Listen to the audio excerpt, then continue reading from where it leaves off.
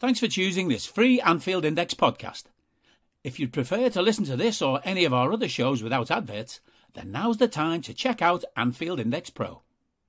With AI Pro, you can supercharge your entire listening experience. You'll not only get all of our podcasts without the ads, but you'll have them far faster with our Quick Publish feature available exclusively for subscribers.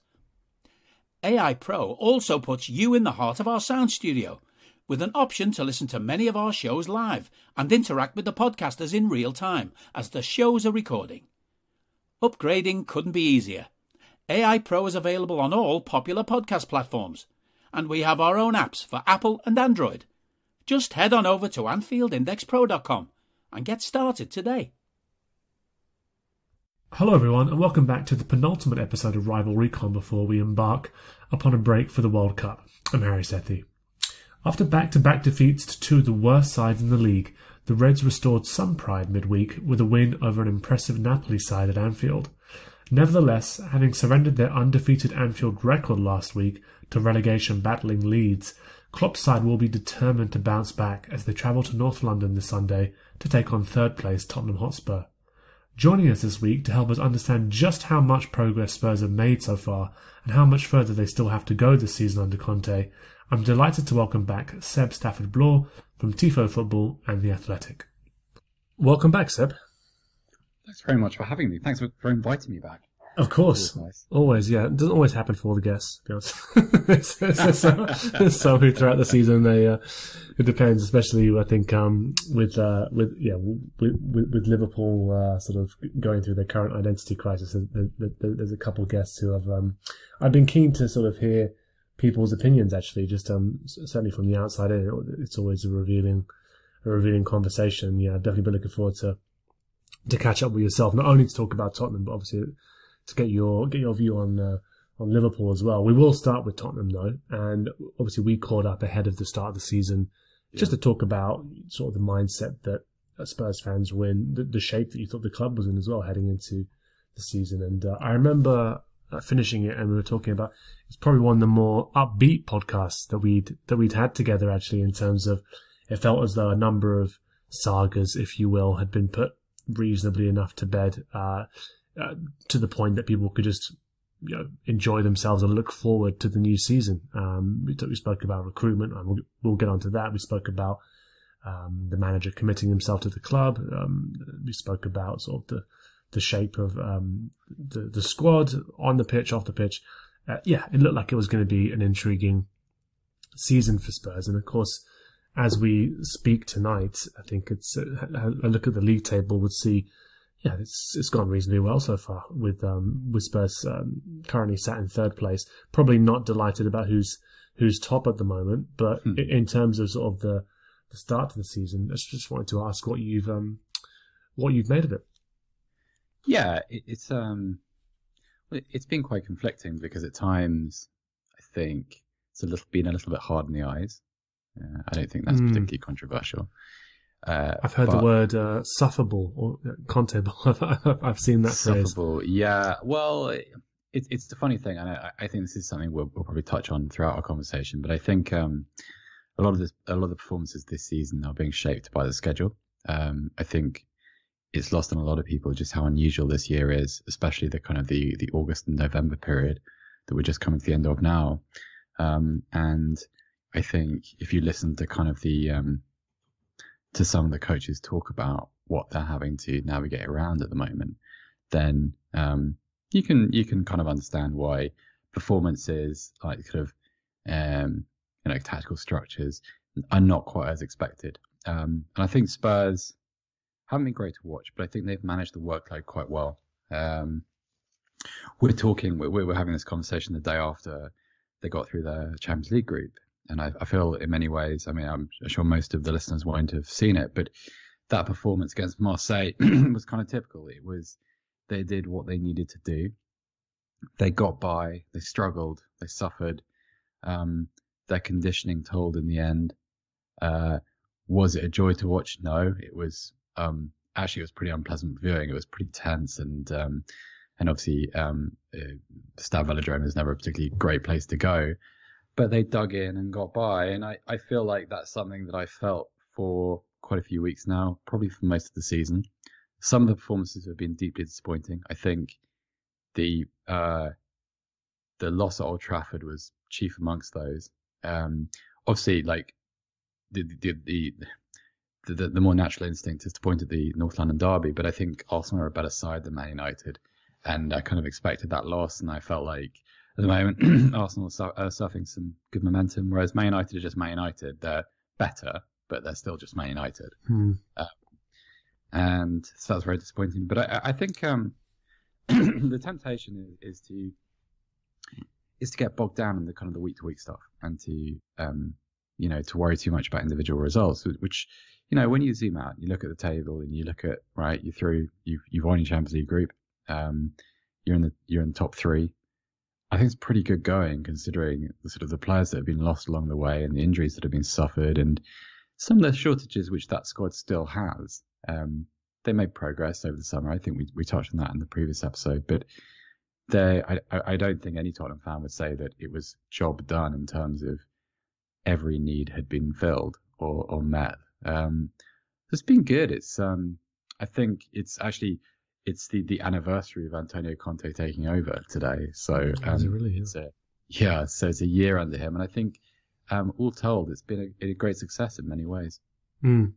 Yeah, I think we'll do like a sort of a mini recap of that previous episode, that previous conversation that we had around sort of the state that the club were in at the end of last season and sort of the areas where you thought that the club needed to focus on. And you mentioned there, not everything was addressed, but I thought it was a very sort of solid window based upon the players that ended up coming in to complement the ones that had already joined in January as well. I did notice that you were almost close to saying "lads, it's United" there earlier on, which I sort of enjoyed. I think it's a nice way in which that's what I mean. Though it's like it's a kind of, in the old days it was fine to lose to Man United because it's just what happened. I think one of the things that's frustrated me about this Tottenham is that they've played some very poor Manchester United teams and somehow found a way to lose each time. And this year they have improved, and Erik ten Hag has made a difference to Man United, but they're still pretty limited, and yet they were made to look excellent by a very sort of anemic Tottenham performance. So yeah, that was very disappointing. Yeah, you don't need to tell me that. I mean Liverpool could go on a run now where they I don't know, maybe they wrestle an impossible title challenge now, or sort of win the Champions League, whatever it might be. I would still be very annoyed, actually, by the fact that we lost to that United team and made them look as good as we did on the day, because that was very frustrating considering what we'd done at Old Trafford last time we went there as a side with a lot of the same players, obviously. But yeah, I think you touched upon a number of issues. I think that we'll definitely be talking about around sides and sort of navigating this fixture schedule, managers navigating the fact that really they probably have zero time to do any sort of tactical work or work on the shape, which has been an interesting thing for Liverpool because the shape has changed about 6 or 7 times as the manager tries to sort of, I suppose, protect what looks like a pretty burned out midfield. And I just imagine there's zero time to do that work other than basically presentations and the theory of the shape. And I think that's told in a number of performances I've watched where that sort of muscle memory of players knowing exactly where each other will be and laying off passes and then sort of being stunned when the player wasn't there to receive them. I've seen Thiago do that a couple of times in recent games as well. Go, oh, you're not there this time. I think it sort of highlights the fact that, a lot of this work is really being done. It's a lot of improv, really. So it's uncharted territory. But before we go into that, just wanted to cast our minds back to that sort of preview episode before the season.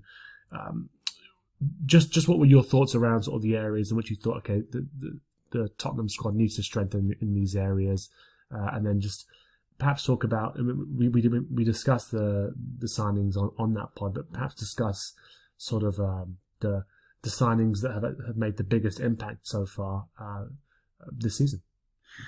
Well, I mean, I think heading into the year, the glaring issue was at fullback or wing back. Tottenham on the left hand side, obviously. even Perisic came in, and he's been okay.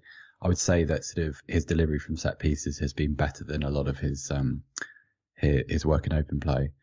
On the right side, I think in this day and age, it's just a theory of mine, but I don't think you can achieve very much without a high-powered fullback or wing-back. I think you need someone who is very dynamic, who passes the ball to an extremely high standard. And Spurs have the strange situation where first choice is Emerson Royale, who I think some of the Tottenham fans go overboard in criticising and get a little bit hysterical about, and play into the kind of the banter Twitter account mentality with him. Perfectly serviceable player, but he's just not quite the right player for this system. Matt Doherty has improved quite considerably under Antonio Conte, but something's happened whereby when he came back from injury earlier this season, he's seemingly fallen a little bit out of favour, and Conte doesn't appear to fully trust him. And Jed Spence I think Jed Spence has played about 120 seconds of football since he arrived, and it was made clear at the time that Conte thought of him as a club signing. It wasn't someone that he wanted necessarily, which creates a little bit of an awkward atmosphere. But that right side is pretty ponderous. I always felt, and I tweeted this a few days ago actually, I always felt like when watching Pochettino's teams, which were typically buttressed by Danny Rose on the left, Kyle Walker on the right, or Trippier and Davis, I always felt like when the ball got to one of those players, the team switched up a gear. You could feel the intensity ratchet up a little bit. Now, fast forward to today, and I think the opposite is true. So you have a lot of good things going through the centre of the team. Kane and Son, and Richarlison's there now, and Kulusevski's been a fabulous signing. Bentancur, he wasn't a summer signing, but he's one of the best deals anyone struck in the Premier League for a long time. He's just a fabulous footballer. Makes such a difference to the way they play. And Clement Lenglet's been pretty good as a loan signing. But until that right side is fixed, you're kind of hamstrung. You're sort of limited. It's like your clutch is broken. You can have all the capability and the horsepower and all the capacity to go faster, but until you actually have the dynamic by which you do so, you're going to suffer. And I think particularly when they face teams who sit in a low block, Spurs can, as a result of not having penetration and not having a fullback, and you know this because you've watched Robertson and Alexander-Arnold for a really long time, if you don't have fullbacks that are willing to make runs into the attacking third and beyond the final defender, you find that a lot of your football gets played in front of a defence and sort of around it in a kind of horseshoe shape.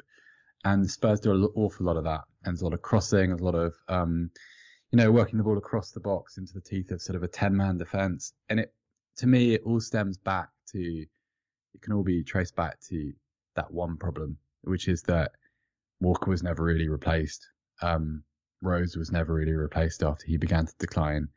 And it's still an issue. So that really does need to be resolved at some point. The rest of the team's in pretty good shape, though. I mentioned Bentancur. For £25 million, I find it extraordinary. Yeah. I mean, it's just I remember last January when people go, oh yeah, well, Kulusevski and Bentancur, and I felt like I'm a big as I know you are, I'm a big Stadio podcast listener and fan, and I love the podcast, but I love the two guys, Ryan and Musa, as well.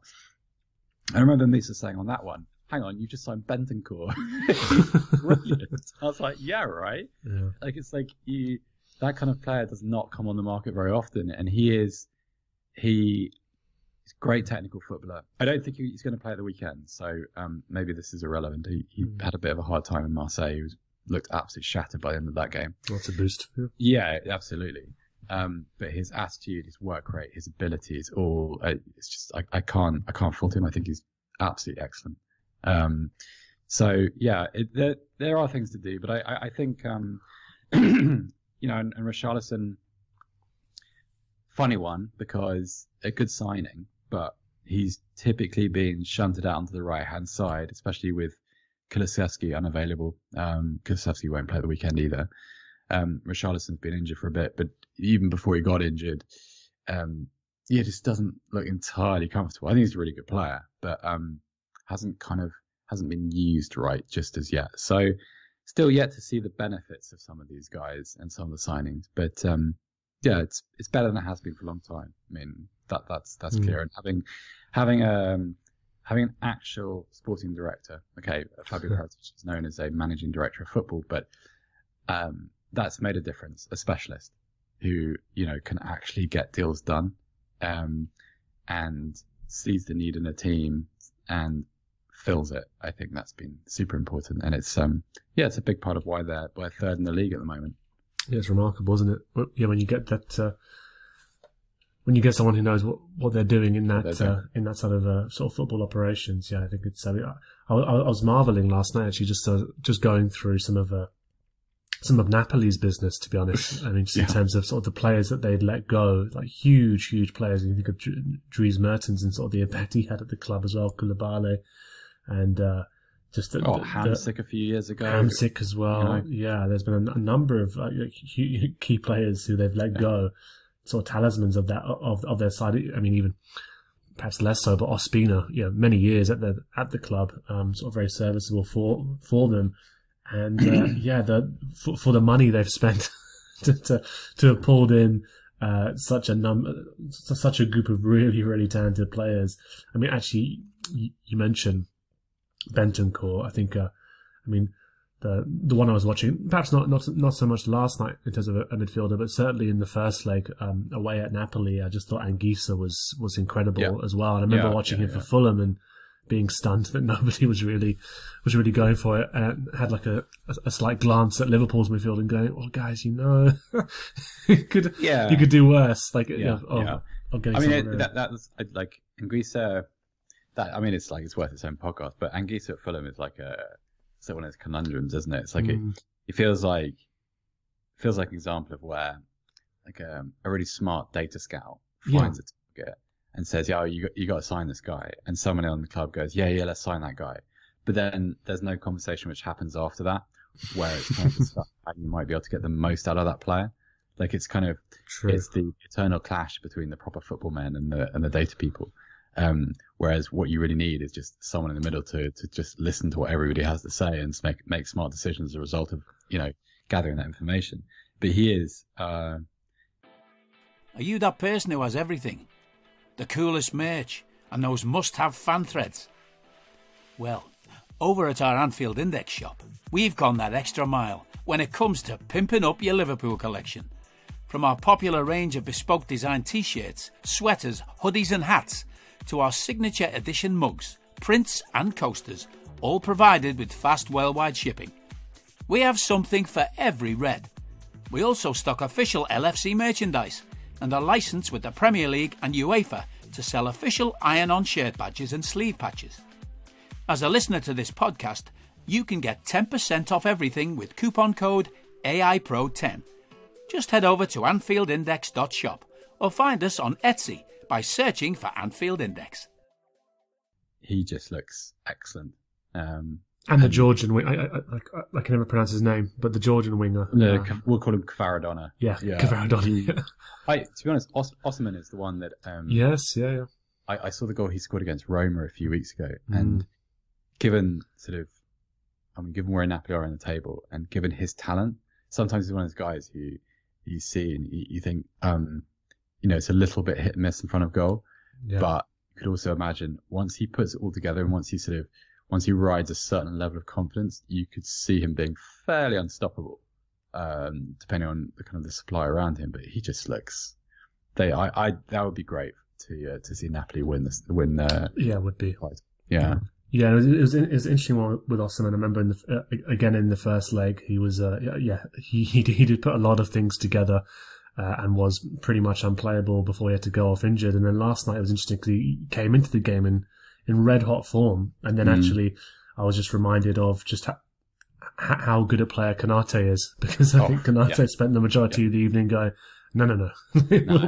we'll do this together. So that was a fun reminder. But in terms of the performances from Spurs so far this season, I mean, I think I always ask this question in terms of, are there games that stand out to you in terms of an idea of what you think Conte would like to achieve with this Tottenham side when everything does click? And I know it's been a disrupted season and that's obviously some signings that haven't been sort of fully integrated just yet. And again, perhaps there's a degree of compromise from Conte as well, as there has had to be from all the managers. But as well as there being disappointing games that you mentioned the North London derby and sort of the game away to United.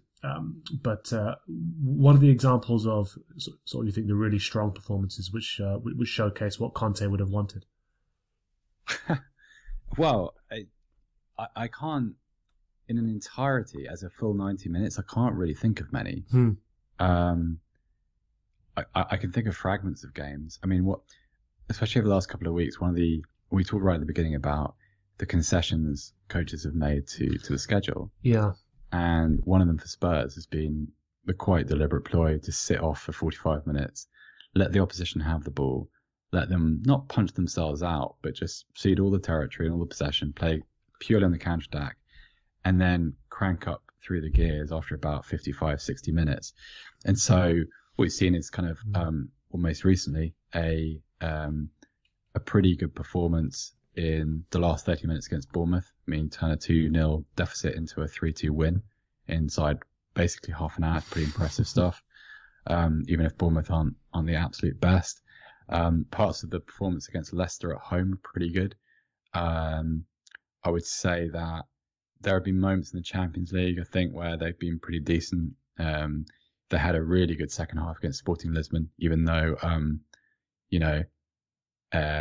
the VAR thing at the end, which, I mean, yeah, anyway.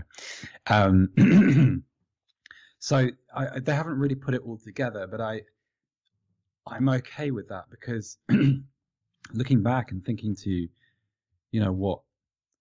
what Conte's Chelsea were like during that first season before everything went wrong between him and, well, whatever went wrong for him, though. I don't think we'll ever know the truth about that. But I always felt like that their best side was when they locked a team inside their own defensive third and kind of applied a blowtorch in a way, if that makes sense. It was never pretty. It was never particularly ornate football. It was just pressure, pressure, pressure. Find the mistake wherever it comes from, whether it be a deflection or a set piece. I think that's one of the things that's really, really impressed me. The set pieces. Obviously, set piece expert Via, with his 4 million defense set piece routines, came in over the summer, and it's the kind of thing the media write about and they sort of bluster on about and exaggerate. But actually, the set pieces have just got Spurs out of so many problems, because they've, and this is a roundabout way of answering your question. Like, some of my favourite memories from the season are of taking goals from situations from which they weren't earned. So the last minute equaliser at Stamford Bridge was absolutely hysterical, obviously, because Spurs were dreadful. Somehow managed to score once and then equalised with, just a big ball into the box on the 94th minute. It's just fantastic. But then I suppose a performance in the sense of, real tonal, aggressive battering of a team hasn't really been one, Harry, to be honest. Yeah, I'd actually forgotten about the Chelsea game and the ending to that game. But actually now, thank you for reminding me of that. I did thoroughly enjoy not only the game. I mean, I tend to always enjoy Chelsea-Tottenham games, to be honest, because I think there is a nice... everyone hates each other. There's a nice little bit of spice there. Yeah, there really is. All the stuff about the handshake at the end. I mean, I know typically you do sort of you do hear commentators these days going, "Oh, you hate to see this," but actually, it's almost like when you're on the tube. Actually, when on the underground, heading in somewhere, and you'll be in a packed carriage, and maybe there's some argument going on or something like that. Most people have got their headphones on. And then somebody will inevitably try and be the peacekeeper and go, "Come on, guys, it's not worth it." And then you'll just clock there's about 4 people with headphones on who've turned their headphones off, and are actually thinking, "I've got 5 or 10 minutes before I get to work. I'd quite like there to be an injection of some kind of adrenaline, right? Something, just to make you feel alive a little bit." But yeah, I mean, I think I do know what you're saying there. I think Liverpool it's sort of a weird. It's strange to compare us to most sides this season, because I mean, there have been some 90-minute performances, but then there's just been some aberrations as well. But very much, as you say, I think it's been living off moments, and it's similar to your love towards Bentancur. I've also been like very much enjoying the sort of the new sort of Uruguayan chaos agent that's made his way to Liverpool. I think even last night was a fascinating sort of 20-minute cameo where he nearly got 2 goals, nearly had an assist, yellow card for a bit of wrestling in the box. He's very much been a full package in that sense. But in terms of sort of Europe, then, because just to talk about obviously securing the qualification to the last 16 last night with that win over Marseille, in, as you say, it's a very tough ground to go to. I mean, sort of interested by teams that sometimes have a tough time in the league, as Liverpool at the moment, but still seem well set up for competitions like Champions League. I mean, how far do you think Tottenham can go now that they're out of the group stage, and it does become just a sort of a knockout competition with the 2 legs? Yeah, it's an interesting question, because like I don't think there are actually that many really good teams in Europe this year. I think there are 2 or 3 excellent ones. Napoli, Manchester City, Napoli. I think Bayern Munich will eventually click at some point, and obviously they're not quite what they were, but Real Madrid. I think PSG are very beatable. I want nothing to do with Real Madrid, by the way. Like, if I see that narrative come up again around, we need revenge, which I unfortunately fell into last season. Yes, you did. I want nothing to do with them. Those zombies. I don't want anything to do with them. They are, they're kind of they're sort of unkillable, aren't they? They're just it's kind of relentless. I mean, even when you take Casemiro out, I mean, he's still replacing with Tchouameni, who I think is going to become just a ridiculous player at some point. And alongside Camavinga. But elsewhere, you look around, there are teams that I want no part, like you. I do not want to see anything of Benfica, just because they're that horrible combination of team that people who don't watch very much think are just not going to be very good, but who also are actually very, very good, and so can beat you and humiliate you in the eyes of public perception. That's the nightmare sort of combination of factors. But it just depends. I mean, I don't know. It feels to me at the moment like and it's going to sound terribly modern fanish, I guess, is that the value of last night wasn't necessarily in qualifying from the Champions League group and then having a chance to go and win the Champions League, because it's just not going to happen. It feels like it was just a nice galvanizing moment within the season. And given some of the struggles that this team has been through, we're only 3 weeks off their strength and conditioning coach dying in the middle of a season. And he was also extremely close to a lot of the players, particularly Son Heung-min. That is a very difficult thing for a group of professionals to get over. And it's been a slog, and it's been extremely difficult, and the games, come one after the other. So the value of these individual moments, little moments where at the end of the day, you're sitting there watching the team you just beaten lying face down on their own pitch, their fans filing out silently from their big ground, and this tiny pocket of away fans celebrating the corner. That's the kind of thing that, can sustain a football club over a sort of short-term period. So what happens in the rest of the Champions League? I'm not so bothered.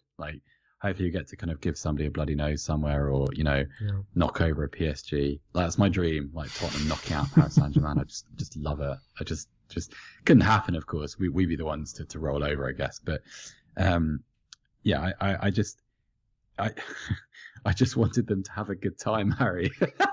Well, it's fine. It's fine. I mean, I think it's something that it's become more important for me. I think I never had to really worry. I think about Liverpool having a good time over the past few years, because it looked like they were one of the teams that really did have a good time. I mean, I think they're probably getting a little bit tired of breaking historical records only to lose to sort of the Death Star again and again. I think that's probably a little bit demoralizing after a while.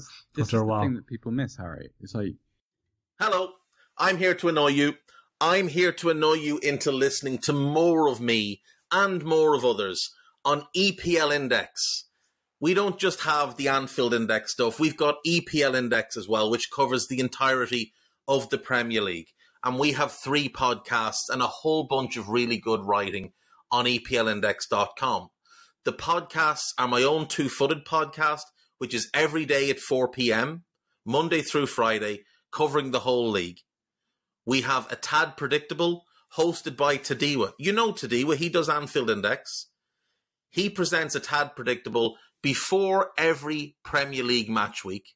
And then Kevin DeVries and his crew on the EPL Roundtable, they're every week after the Premier League match week. So make sure you listen to everything we're doing on EPL Index and follow us there on Twitter at EPL Index. Thank you. Bye-bye. I'm full of admiration for what that Liverpool team have achieved over the past couple of years, because if you think about, and I'm reading Pep Linder's book at the moment, if you think about how you have to sustain a level of performance, with Liverpool, it's with intensity. Like, there's no secret about that. Now, if you compete as well as you've done with Manchester City over the past few years, you are going to have a period where everyone just collapses, because it's just inevitable. Like, football is cyclical unless you have the kind of financial advantages, which mean that you can just drop in, supplement your team, and you never have to suffer the dip at the end of the era. You just, you hop onto the next one. And it feels like it feels very disingenuous for people to ignore that what it's taken and what it must take out of players to compete over 3 years with the side of those values, with the side of that strength, and with a manager who's as intense as Guardiola is. And Liverpool, I don't know off the top of my head, but I can't remember many times where Liverpool were fighting on one single front. Like, they were always going deep into the Champions League and competing for the league title, or they were going to the latter stages of a domestic cup and competing for the league title. It's unsustainable. It doesn't surprise me at all what's happened now. It's the only surprise actually is it didn't happen sooner. Interesting. Yeah, I mean, it is sort of a nice segue onto that. I mean, obviously, sort of largely sort of talking about Spurs when we have you on, but yeah, always appreciate your opinions on what you think's going on in the Liverpool bubble. It's been an interesting one this season. Cause I think, to a large part, I do agree with you. I think that lots of people have glossed over the psychological impact it must have to push yourselves to those levels, achieve those levels, and yet still come up short in a couple of the sort of the biggest competitions that you're striving to win. And it's not the first time that's happened, for example. So I imagine that's a difficult thing to do, especially when you don't have the actual time to reset as you perhaps normally would with this congested schedule. Then there's the physical side. And I remember looking at something this week around, unsurprisingly, across the league, I think running numbers, sprinting numbers, they're all down, pressing numbers, they're all down. And Liverpool's was more or less off a cliff in certain ways, actually, in terms of sort of the, there are just certain midfielders there who aren't really capable of doing that anymore, unfortunately. And, I saw something in the Leeds game which really struck me and stayed with me a little bit. It was the moment in the first half where Jack Harrison hit the bar. I think it was Jack Harrison. Ball got played over to him and he volleyed against the bar. And it was so startlingly un-Liverpool, because I forget who crossed it over from the right-hand side, but from the point at which the ball was worked into a crossing position to the moment when it was actually crossed in and Harrison put against the bar, there was not a single piece of pressure applied to him. Now, I know that Liverpool have evolved away from being a pure pressure team, and they did so actually quite a long time ago. But it was so alien to see, almost like kind of training mannequins. Like, you had players just standing up, not really trying to take away a cross, not really trying to take away any of the time from an opposition player. And it was the moment where I might be absolutely wrong about this. I don't watch Liverpool with in nearly as much detail as you do, or as I'm sure many of your listeners do. But I just thought, they're spent, knackered. It just looks very, very. It's tired football. It's an interesting one, because I think there's as you would be sort of expecting, and lots of debate about sort of what's the cause, what's the solution, etc. I think it's I think the cause is multifaceted. I think we've covered a couple of things there about sort of the stamina required mentally and physically to play this way and to compete this way. The compressed football calendar. I think your point's right. I think there's been multiple games I've watched this season with Liverpool where I think the most startling thing for me has been watching midfielders from opposing teams stroll into the box untracked, unpressured, and maybe they miss a chance or maybe they score. Actually, most people have actually found that generally what happens is they stroll in, have a lot of time and space to sort of take that chance, and then are just met by sort of a ridiculous goalkeeper, I think, in Alisson Becker, because I genuinely think without him... he gets better every year. I think he's... When he first turned up in England, I thought he was just a deference to... I'd seen a little bit of him at Roma, but not much, enough to really have a proper opinion. Me neither. And I just thought he was a deference to kind of the need to play out and, quality of distribution. I thought he was that kind of goalkeeper. The regularity with which he makes brilliant saves is, I'm sure from your perspective, terrifying because he needs to, but so impressive. He's just, he is the, you'd hate to see Liverpool without him at the moment. Yeah. I think. I mean, I don't have the numbers to hand, but I'm sure the people who've worked the numbers would tell you that we'd be far worse off considering some of the saves that he's made this season. But yeah, the point I was making was, I've seen those runs, and then I'm watching the game, and then I go, oh wait, where are the two midfielders? And invariably they're a little bit behind, sort of jogging their way because they're just shattered. I think at this point, they're not able to do that. So my opinion is that there's a lot of different things going on here, and I think Virgil looks a little bit more human as a result of the lack of protection he's getting now. But do you think that's an aura thing? Because to me, he was someone who, quite deservedly, because he was so excellent for a long period of time, he became someone that players almost didn't want to go one-on-one with. Like, players almost accepted the inevitability of not being able to beat him either in the air, on the floor, or for pace. And it's now like he seems very mortal all of a sudden, and he really has done since his injury, I guess, and you can't blame him for that. I mean, it's kind of inevitable, but he's still a really good player. He's just not quite where he was, and I don't know. It feels like actually, there's a thing about Liverpool. I remember after we spoke, not last time, but the time before last, of the 1-1 at Anfield. That's when I started to worry about you. When not about you, Harry, but about Liverpool, because I don't know. It was pretty easy to get a point that night, and you were chasing the title, and we were able to. That Spurs team was able to unpick that Liverpool backline pretty easily for a couple of chances, particularly in that second half. And it just feels like now, as Leeds demonstrated, teams think they can score goals at Anfield against Liverpool, against Van Dijk. Konate, I think, is brilliant, and he helps enormously when he comes back. But people have, I feel terrible saying this because it's not like Trent Alexander-Arnold needs more criticism, because I think some of it's so overdone, and so obviously ignores the fact that he's not really a fullback. That it annoys me to hear sort of people, you just can't defend. It's not that boring, but it feels like all of these weaknesses have kind of, or perceived weaknesses have reached a point of critical mass, and teams now just think we're not afraid of this anymore. The result is this. It's an interesting one because I think everyone has their own opinion on that. I mean, my opinion on Van Dijk is, I imagine he's.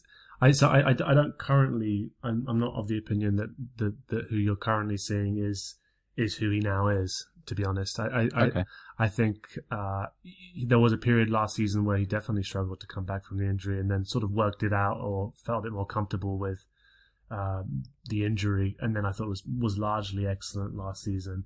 my issue last season, which is the same one I had coming into this one. I remember speaking to Carl Anker about it actually before the start of the season as well. But we had a chat before the pod about, do you feel like you're maybe lacking a little bit here? And for me, it was control of games. I thought sort of this side has controlled games because of that intensity. Yes, the intensity, they changed the way in which they applied that intensity, and they're doing it in sort of smarter ways. And Thiago is bought. There's an evolution on how they're looking to control games, but still, that intensity is a big part of it. And I thought, there's not enough really in that midfield to be able to really grab hold of a game and just control it when they need to. And they're ending up being pushed back into these basketball games, which is fine. And I think in the past Liverpool used to excel in those environments. But I think the Leeds game is a really good example of it, because it's a team that came to Anfield, didn't look to sit back and counter, but looked to play as at a basketball game, and just outran us, outworked us, and that never used to happen. So my opinion is that the short-term fix is to solidify a little bit in midfield to provide a bit more cover to those defenders. So maybe they are a little bit more mortal, but they're going to be exposed less often. So we'll see what happens. But I think I don't know with Van Dijk. It's an interesting one. Part of me wonders whether or not he's very acutely aware that he missed the Euros and the World Cup is 3 weeks away. Part of me wonders whether the aura thing is getting to him a little bit as well, Seb. Because I wondered ahead of that City game, is this a case of Haaland's coming to town? Will that sort of light the fire under sort of the alpha male sort of Van Dijk? I don't know, whatever he believes about himself, he must believe in himself to sort of reach those levels. Will he suddenly sort of roll it back? And it was interesting to notice how much higher the levels raised from him individually in that game. I wonder. I guess time will tell. Sort of. And as you pointed out, having a partner like Konate will always help remind an aging defender who they are as well, right? Yeah, I think so. We were having an interesting conversation on the Tifo pod about this, about after that Man City game, and my own take on it at the time was that I think it was either JJ or John said this was Liverpool playing underdog football. Yeah, and Conte would have been. Not to be disrespectful at all, but I remember watching that game and going, okay, this is how we're setting up. Okay, so we're playing underdog football, as you mentioned. Oh, Conte would be delighted with this tactical plan. We realise our limitations and realise our strengths and just play to them. 100%. Because, and also, like, within that context, if you imagine you're a Liverpool player and you've, won a couple of Champions Leagues, you've won the Premier League, and all of a sudden, all you hear for the 5 days before a game like that is Erling Haaland this, Phil Foden that, Kevin De Bruyne, aren't they great? No one can stop them ever and ever and ever. And if you're someone like Virgil van Dijk, whether you're in a slump or not, you just think, fuck that. Do you know what I mean? Like I'm 6 months, a year off being unquestionably the best centre half in the world, and you're talking about my decline. And so I think within that environment, if you got a couple of days, just as a one-off game, I think regardless of what your form is, regardless of what you've done in that season, if you've got talent in your team, no matter what you've been through, you're incredibly dangerous against a team like Manchester City, because you can do that in an underdog situation. And when you've got Jurgen Klopp as your manager, who I have no doubt was sitting there in the dressing room at Anfield going, yeah, you're all finished. You're all finished. It's all about City. It's all about Haaland. Virgil, probably don't even go out tonight because he's going to score a hat-trick and there's nothing you can do about it. For someone like Klopp, manna from heaven, right? Oh, exactly. It's the easiest thing to sell in the world. And it didn't surprise me. And then also you've got Anfield as well. And no doubt everyone who was there, every Liverpool fan who was there for that game was just thought, hang on, okay, so we're finished now, are we? We're done. It's over. And it was just the perfect situation.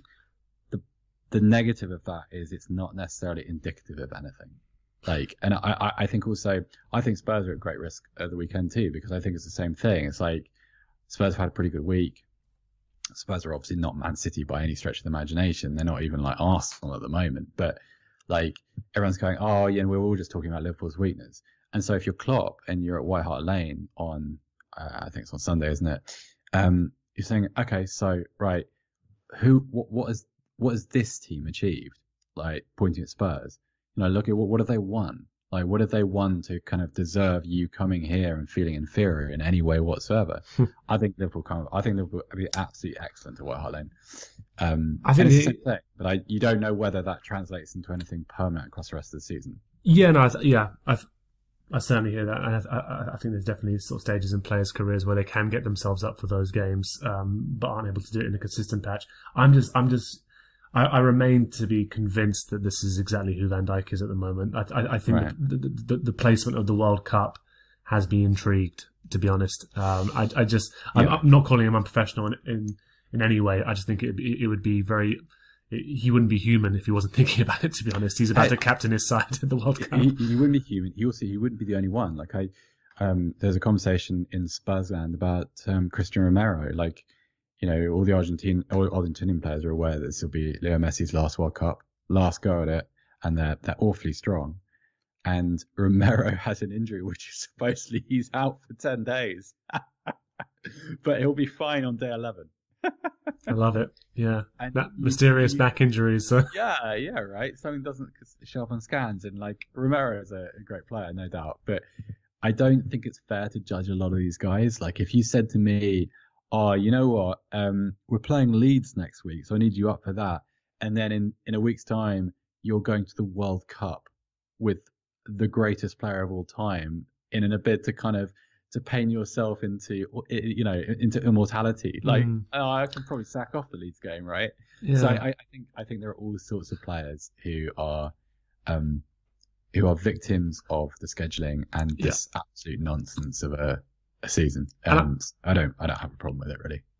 And I just think it's sort of, if you think about what's being demanded usually at this Liverpool side and sort of the levels of intensity that are demanded, they also those levels come with severe risk, especially in sort of this kind of season. So I wouldn't be surprised. I mean, I feel very sorry for the likes of Diego Jota, who I think didn't think about that, to be honest, and just really pushed himself as far as he possibly could go in that City game. And probably, he will miss the World Cup as a result of it. But interesting to hear what you say about sort of the game this weekend and how maybe Klopp could use a similar narrative to inspire those Liverpool players. But what's interesting to me about it is that I look at how Tottenham play and how Conte likes his teams to play, and what you've mentioned there about sort of, just taking 45 minutes to calibrate what's going on and then using the conditioning and trying to make that tell later on. That's quite scary to me in terms of, that's Liverpool this season. One of their major weaknesses, which used to be one of their major strengths, is dealing with sort of those negative transition moments. Counter-attacking football has proved quite difficult because I think when your midfield's struggling and your defenders don't look as great 1v1 as that perhaps they did for many years. Those sides are really dangerous. So, I mean, I'm just interested. Obviously, Tottenham being at home. I mean, how do you expect Conte to approach a game like that? Pretty negatively. I mean, like I hear what you're saying, but then you got to factor in that, like, a lot of the tools which you're afraid of just aren't going to be on the pitch. I mean, Is Son not going to be there as well? It doesn't. The head injury. So. Yeah. I mean, I seem to be in a minority with this. I wasn't hugely impressed by the challenge on him last night. I didn't feel like it was that much of an accident. He was allowed back on, right? Wasn't he? No, he wasn't. Okay, sorry. No. He went straight off. He was. They assessed him for a while on the pitch, but there was no sense that he was coming back on. But it's unclear at the moment whether it's a concussion or a facial injury. But either way, it doesn't seem very likely. So he's not playing. Richarlison is not fit. He won't be there. Okay. Kulusevski is not fit, and he won't be there. So you're taking away all of the players who pivot around Kane. Bentancur as well. You said he's not going to be there. Bentancur cramped up in about the 85th minute in Marseille. Right. Okay. Looked knackered, absolutely exhausted, and rightly so, because he was absolutely immense alongside Højbjerg, who was but he was pretty heroic in the centre of midfield. He'll be there, but they all, if they're in any decent condition, I'll be surprised. Romero's not going to be there. He won't be seen until after the World Cup, I don't think. That immediately means that Longley shifts to central to the middle of the back three. Dyer goes to the right side of it, and that's a bit of a ropey one, I think. And then we've talked about the wing backs. It's pretty bare bones for Spurs. I think Conte will try and keep it very, very tight, and I would imagine just try and lock it up and take a draw, and then see what's available for Leeds the next week, because I think it would be really silly to underestimate that Liverpool team, especially after what happened to them against Leeds. And I just don't. I want to make the case for Spurs being able to hurt that Liverpool side. And obviously when Kane's on the pitch, there's always something there. But Kane needs pieces around him, and he just doesn't have them at the moment. Lucas Moura is available, but he was absolutely dreadful in Marseille. It was difficult to watch. Yeah. Brian Shield is a bit of a Brian Shield's become a bit of a core celeb among the Tottenham fans. Everyone wants him to start, but he's more of he's kind of in that sort of fun impact sub territory. He's kind of I'm trying to think of a parallel from your club, maybe a kind of Minamino character, who I think Brian Shield will turn into a really good player one day somewhere, but it's become, it was one of those situations where Spurs were chasing a game against Sporting Lisbon. Sporting Lisbon chucked 400 players behind the ball, and Gilles was just running at everybody, carefree. Doesn't matter if you give the ball away because there's nothing up the other end. It's, consequenceless. And that became, he must start now every game. And I like getting carried away too, but he's not ready. He's a good young player, and he will continue to grow, but I don't think it's quite up. It's quite the time to throw him in against Van Dijk and Konate, and bit of a tall ask. So interesting. It's difficult. I think it's going to be if you want a prediction of this game, I think it will be an advert for why footballers are playing too much football. That's my grand prediction, because if you think, this has been my takeaway from the last few weekends, it's God, the football at the moment is dreadful. Not in the sense that my team's winning or losing, or your team's doing well, or anything like that. It's just the quality of it is just rubbish. It's just so many mistakes. There's so many poor decisions, and it's nobody's fault. It's not a coach's fault. It's not a player's fault. It's just these guys are knackered. There's no creativity in it. There's no it's very, very tank empty. And I think that's what we'll see. I think that's probably why I've actually enjoyed. I mean, to sort of come back to him as we finish up here. I think that's probably part of the reason why I've enjoyed Nunez so much, to be honest. It's completely hilarious figure. I think he's a good player. I think he's incredibly talented. Yeah. I think he's very, very raw, and I think at the moment probably the biggest thing for him is that he's not calm. I think he's very. As you can understand, right? A 22-year-old striker signed for big money alongside the same summer as another big striker. You're looking to prove yourself, right? And he's perhaps not in that sort of cold killer mindset that he got to with Benfica, where he was the main man. But it's coming, and I think it's every single game where he plays, even if he ends up missing a couple of times, he's heavily involved, which is always fun to see. He's a pain. You wouldn't want to defend against him. I mean, and also the kind of the calmness thing. Can you imagine a worse era than this one to be an £80 million centre forward in the Premier League, with all the scrutiny that comes with? Oh yeah. Hall accounts in the Charity Shield as well. It's you miss a chance, and all of a sudden you're just worthless. And I don't know how a modern player in that situation can retain any sense of equilibrium, really. The only thing he's really guilty of, seemingly to me, is not being Erling Haaland, which and this weird binary relationship has kind of sprung up between them, and you just think it's just two different players, and it's kind of one of those sort of modern football issues, I suppose. Yeah, I think he's probably going to become a player this season anyway. Who sort of opposition fans go, "Oh, what do you make of Nunes this season?" And you go, "Oh, just the 20 goals." In all cons, that's probably what he ends up doing, to be honest, because he does look like he's very good at that, even if it's taking him a couple more chances than you'd expect. But anyway, Seb, thank you so much for coming on, and as usual, giving us your insight on Spurs and some of the intriguing issues that all clubs and all fans are having to sort of contest with this season, and sort of double take and try and gauge just how much you can trust what you're watching in terms of sort of how real is some of this. So I think it's going to be interesting for us to see whenever we get back to a normal Premier League season, whatever that looks like now. Feels like we're constantly playing catch up. And certainly after the World Cup, I imagine the next time we speak, we're going to be talking about even weirder stuff that we see. An expanded Club World Cup or something, or someone will have, added an next group stage to the Champions League by then, or there'll be something. There's always going to be something. Absolutely. But before we do go, I spoke to John McKenzie for the previous show for the Leeds sort of deep dive, and he was talking about all the work that he's been doing over at Tifo. Just wanted to give you an opportunity to plug that as well before we go. Yeah, well, Tifo is a kind of a multifaceted thing these days. We've got obviously the Illustrator channel, which most people are more familiar with, but also the work that Joe and JJ and John are doing on the IRL channel, which is kind of the more sort of the instant post-game reaction stuff. I think everyone at the company is extremely proud of. So that's always something to look out for. And I'm sure that either John or JJ will be on GT after this game on Sunday. We'll have something out shortly after full time. Well, something to look out for those on the Illustrated channel.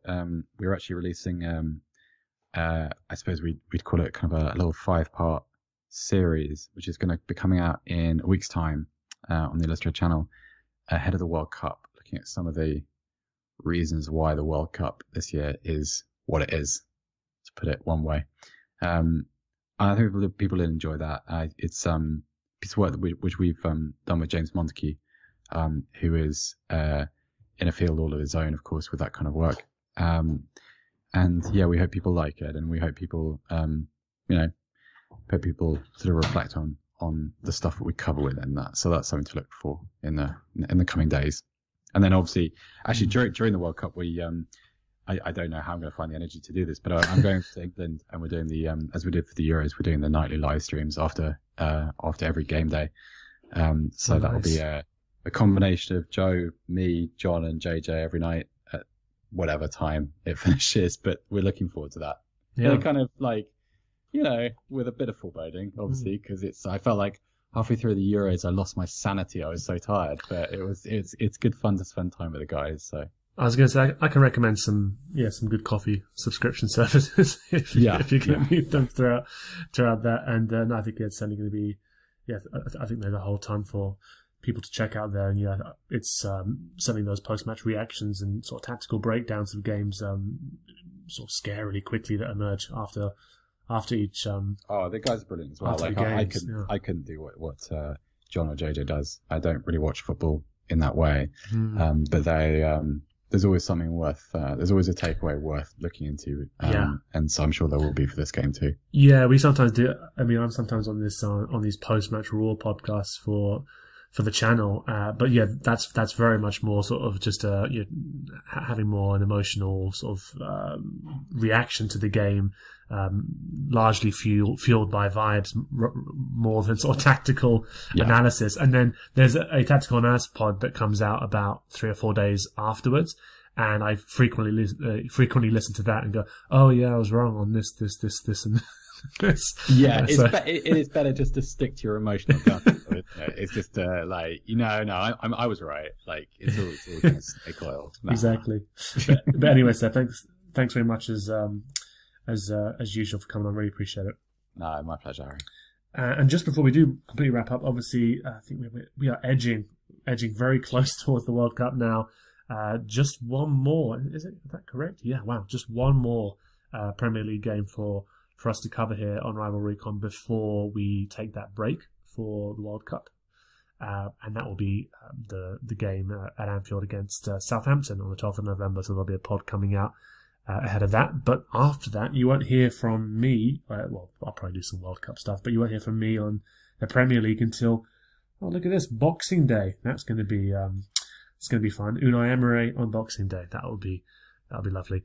But between now and then, do check out all the other great content on Anfield Index Pro. And as I said, we'll be back with one more pod before the World Cup for that game against Southampton. We hope you enjoyed listening to this Anfield Index show. Please be sure to subscribe to our channel so future podcasts find their way to your device automatically. There's nothing quite like fan engagement, and we'd love to know what you think of anything discussed on this show. The best way to get in touch is over on our free Discord community, where both podcasters and listeners debate the hottest LFC topics 24/7. Sign up free now at AnfieldIndex.com/Discord. You won't regret it. You can also follow us on Twitter at Anfield Index and find us on Facebook by searching for Anfield Index. Oh, and before you go, we'd love it if you could leave us a 5-star review on your favourite podcast app. It only takes a couple of seconds, and it means the world to the people who create these free shows.